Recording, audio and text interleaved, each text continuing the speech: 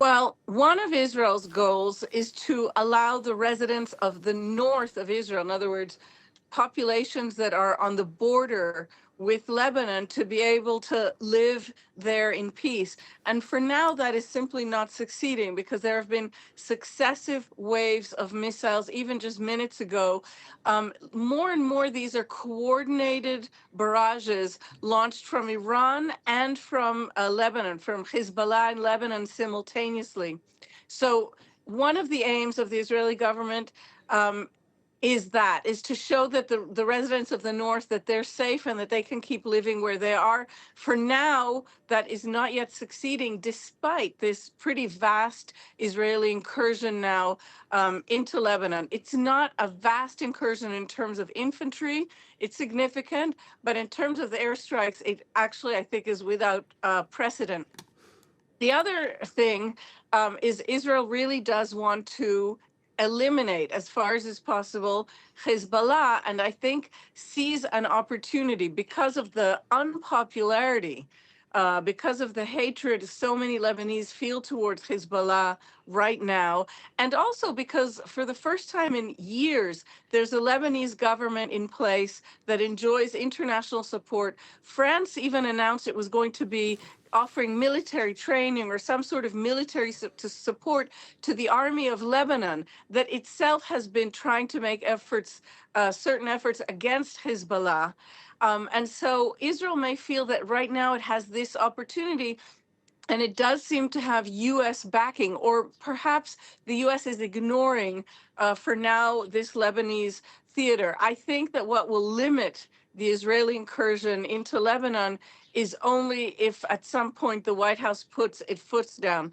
Otherwise, because of the reason I said to you initially, the Israeli government's need to show residents of the north that they can live in peace, even if it doesn't succeed, I think that this incursion would continue in order to try to achieve that goal. Yeah, and I think a lot of the concern is the ways in which they ensure peace for the Israeli residents. Because if you listen to some of the rhetoric coming out, the Israeli finance minister says they're going to turn southern Lebanon and the southern suburbs into another Gaza Strip, into something that looks like Han Yunis, which was completely devastated. What has Israeli public reaction been to this new front of the war? Well, you might be surprised to hear this, but these really just difficult to define statements by the finance minister haven't gotten a lot of play in Israel because there have been other shocking things said by other ministers.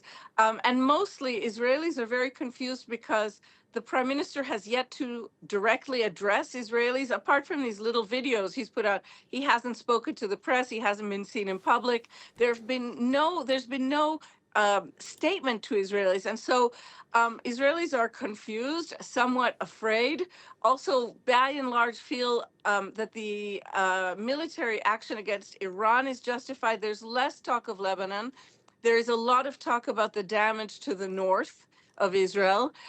And so they've been focused on other things. But this finance minister, whose name is Bezalel Smotrich, is really representative of the Israeli government. He is a former thug. He's a guy who had a long career as a street thug, and he's now finance minister in this very, very extremist government.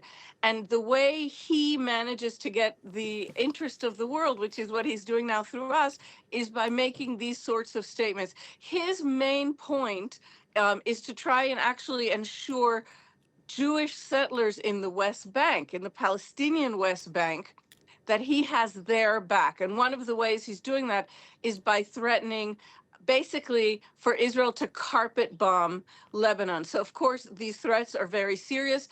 And if we do look back at the way in which Israel managed its Gaza war until the U.S. put a stop to it, it really does look very much like carpet bombing. I suspect that the international community will not allow Israel to go that far in Lebanon, but these statements obviously are terrifying for anybody in place.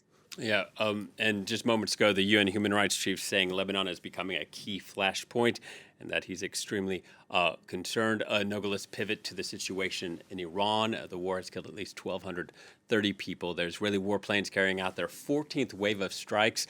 Since Saturday, heavy attacks were reported in Tehran. Iran launched a drone and missile operation on targets in the heart of Tel Aviv. State media reports say that Saudi Arabia also intercepted attacks. Noga, what more can you tell us about Israel's latest strikes on Iran?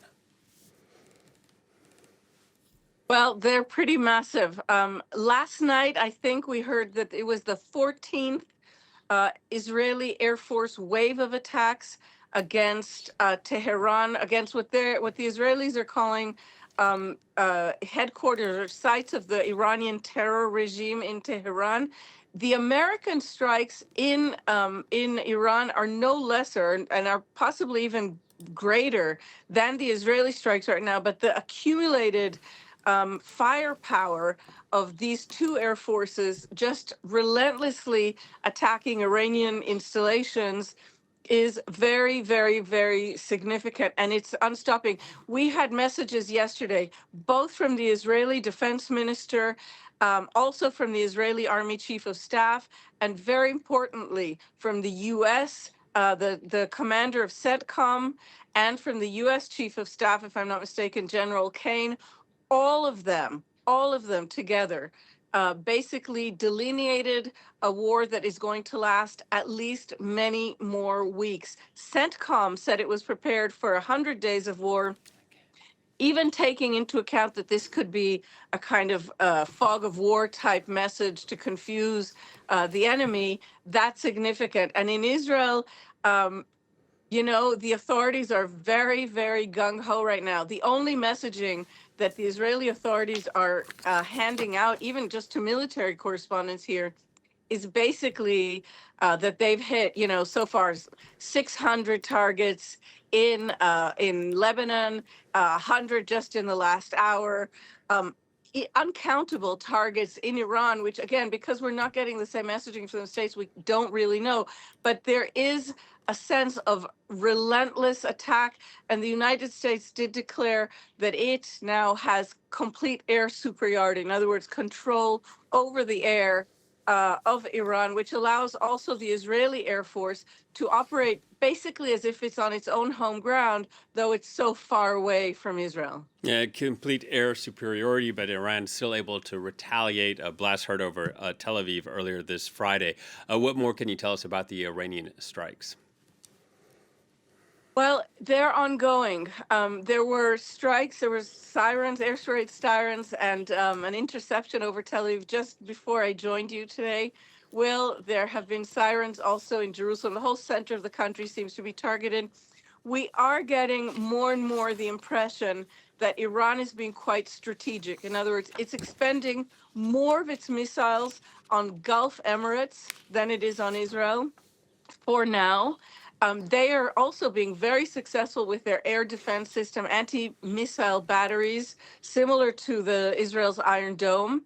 And what Iran is launching at Israel is a kind of constant drip of missiles, if I could put it that way. So almost at any given moment, there's an air raid siren going off somewhere in Israel, paralyzing the country, although Iran is doing it in such a way so as not to expend too much of its firepower all at once. I can tell you that this has been a week with no school, no work, no normal functioning in the country. Gyms are closed, restaurants are all shuttered.